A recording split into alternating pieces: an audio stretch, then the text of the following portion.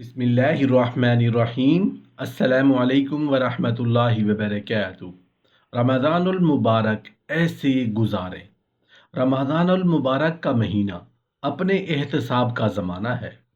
اگر کوئی اپنے آپ کو بدلنا چاہے تو بدل سکتا ہے، اگر خراب سے اچھا ہونا چاہے تو اچھا ہو سکتا ہے، اگر شریر کی بجائے شریف بننا چاہے تو بن سکتا ہے۔ اگر بخیل سے اس ماہ مبارک کے اندر خود کو دلدار اور سخی بنانے کی بھرپور مواقع ہیں، اگر گنہگار ہے تو نیک بن سکتا ہے۔ یہ مبارک مہینہ ہماری تربیت کا مہینہ ہے۔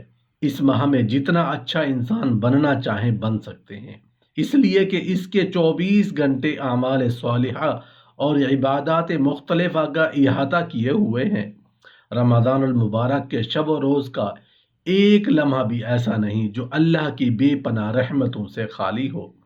جس طرح موسلادھار بارش ہوتی ہے، ایسے ہی رمضان شریف کی ہر ساعت میں رحمت و برکت کی برسات ہوتی رہتی ہے۔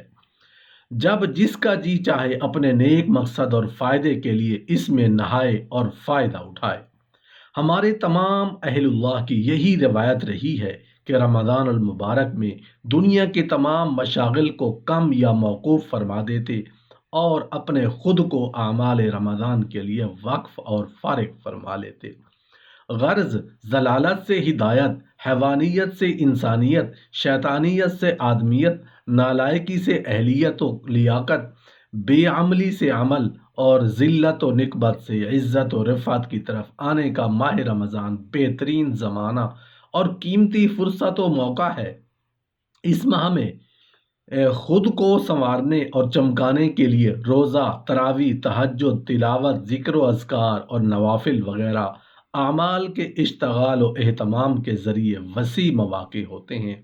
محاسبہ نفس، محاسبہ قلب، محاسبہ عقل و فکر، محاسبہ جملہ اعمال صالحہ وغیرہ صالحہ کے لیے نہایت قیمتی لمحات ہوتے ہیں۔ اس لیے آپ عقل و ہوش سے کام لیتے ہوئے اپنی خیر خواہی اور بھلائی کو مد نظر رکھتے ہوئے اس سال کے رمضان شریف کو باقاعدہ اور مکمل اہتمام کے ساتھ گزارنے کا عہد کر لیں۔ آپ خود دیکھ لیں گے انشاءاللہ رمضان شریف کے بعد آپ کی زندگی میں ایک صبح انقلاب آئے گا۔ کل تک آپ افسردہ آزردہ تھے، اب آپ سراپا آسودہ رحمت ہوں گے۔ کل تک آپ کی زندگی ضلالت و جہالت کے صحرا میں بھٹکتے مسافر کی طرح تھی، اب آپ راہ معرفت اور پر گامزن ہوں گے اور ہر چہار سو اللہ کی رحمت کے دروازے آپ کے لیے کھلے ہوئے ہوں گے۔ زندگی کے ہر شعبہ اور ہر موڑ پر خوش بختی، خوش نصیبی آپ کا قدم چومے گی۔ اب آپ برے سے اچھے انسان بن چکے ہیں۔ اب آپ مصنوعی مجازی زندگی سے حقیقی زندگی کا سفر کر رہے ہیں۔ آخرت کی برکت سے دنیا بھی برکت ہوگی۔ اب آپ کو مزید عبادتوں کی توفیق ہوگی۔ اللہ پاک آپ کے لیے ہدایت کے راستوں کو کھولتے چلے جائیں گے۔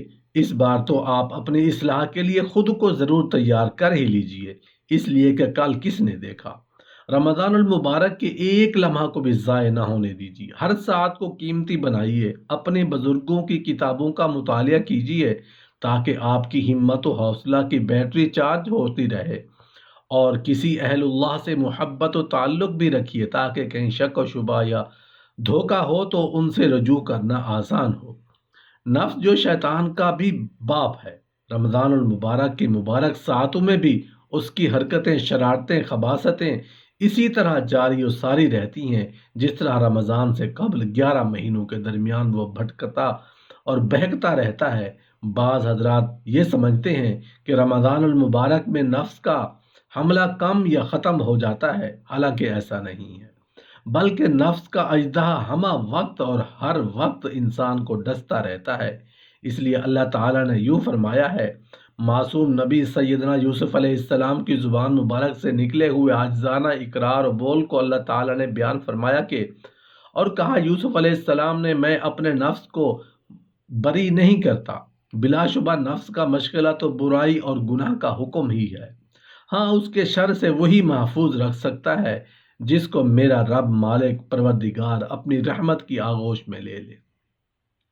نفس کے اندر عموماً شر کا مادہ زیادہ ہوتا ہے، اس لیے اللہ تعالی نفس کو نفس لوامت الملامہ ملامت کرنے والا نفس بنا کر رکھنے کا حکم فرمایا، اور فرمایا کہ نفس لوامہ ہی میرے نزدیک عظیم القدر ہے۔ رمضان شریف کا مہینہ نہایت ہی محترم، مبارک اور سراپا چشمہ رحمت و برکت ہے۔ نبی کریم صلی اللہ علیہ وآلہ وسلم شعبان سے ہی رمضان شریف کا نہ صرف استقبال فرماتے تاکہ رمضان المبارک کے روزوں کی ادائیگی کے لیے عادت و طبیعت پہلے سے ہی تیار و مانوس رہے، جسمانی اور روحانی طور پر پوری آمادگی، بشاشت اور رغبت و حضوری کی کیفیت رہے، اور اس عظیم الشان مہینہ کے قدر و احترام میں کوئی کمی واقع نہ ہو۔ جیسے ہی رمضان المبارک کا مہینہ سایہ فگن ہوتا ہے، آپ صلی اللہ علیہ وآلہ وسلم صحابہ کرام رضی اللہ عنہم سے مخاطب ہو کر فرماتے، اے لوگو، تم پر عظیم الشان اور مبارک مہینہ جلوہ فگن ہو رہا ہے۔ پھر آپ صلی اللہ علیہ وآلہ وسلم اس ماہ مبارک کی فضیلت، روزے تراویح کے فوائد اور اجر و ثواب کا ذکر فرماتے۔ آپ صلی اللہ علیہ وآلہ وسلم خود بھی اور اپنے صحابہ کرام رضی اللہ عنہم کو بھی رمضان المبارک کی عبادت پر کامل طور پر کمر بستہ رہنے کا امر فرماتے، کیونکہ آپ صلی اللہ علیہ وآلہ وسلم صاحب وحی تھے۔ آپ صلی اللہ علیہ وآلہ وسلم پر ہر چیز کی اہمیت و حقیقت اور اس کے نتائج و فوائد واضح ہو جاتے تھے۔ آپ صلی اللہ علیہ وآلہ وسلم جانتے تھے کہ رمضان المبارک کے ایک ایک روزہ کی کتنی قیمت ہے۔ بعض مرتبہ آپ علیہ السلام نے رمضان شریف کے ایک روزہ کا ساری زندگی کے روزوں سے موازنہ کرتے ہوئے فرمایا کہ رمضان شریف کا ایک روزہ اتنا اہم اور قیمتی ہے کہ اگر وہ فوت ہو جائے تو پھر زندگی بھر کے روزے اس کا بدل نہیں ہو سکتے۔ معلوم ہوا کہ رمضان شریف کا ایک ایک روزہ نیکیوں کے پہاڑ سے بڑھ کر اجر رکھتا ہے۔ جس نے ایک روزہ بھی چھوڑ دیا وہ بہت بڑی دولت سے محروم ہو گیا۔